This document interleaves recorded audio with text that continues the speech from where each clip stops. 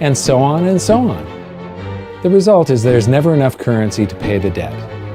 There is always more debt in the system than there is currency in existence to pay the debt. Therefore, the whole system is impossible. It is finite. It will come to an end one day. Let me ask you something.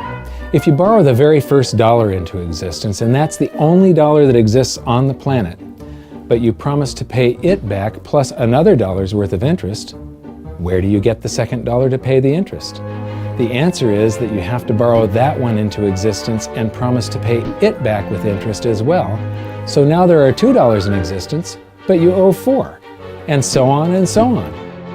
The result is there's never enough currency to pay the debt. There is always more debt in the system than there is currency in existence to pay the debt. Therefore, the whole system is impossible. It is finite. It will come to an end one day. What would happen if the government stopped borrowing to do deficit spending? Are the payments on those treasury bonds going to stop? What would happen if the public stopped borrowing and going deeper into debt? Are your house and car payments going to stop? No.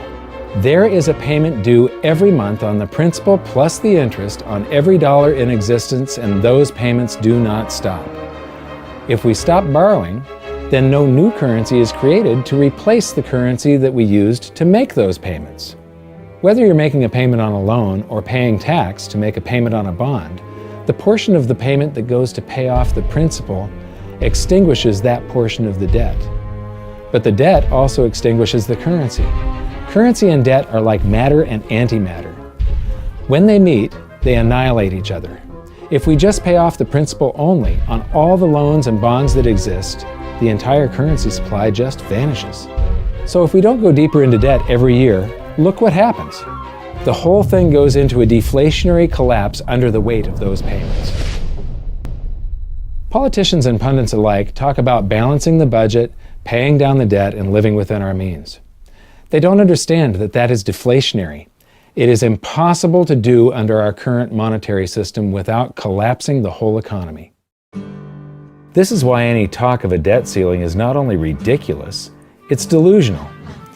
The system is designed to require ever-increasing levels of debt just to continue. And that's why politicians will always kick the can down the road and raise this so-called debt ceiling over and over again until the whole system finally collapses under its own weight. In other words, they don't want it to collapse on their watch.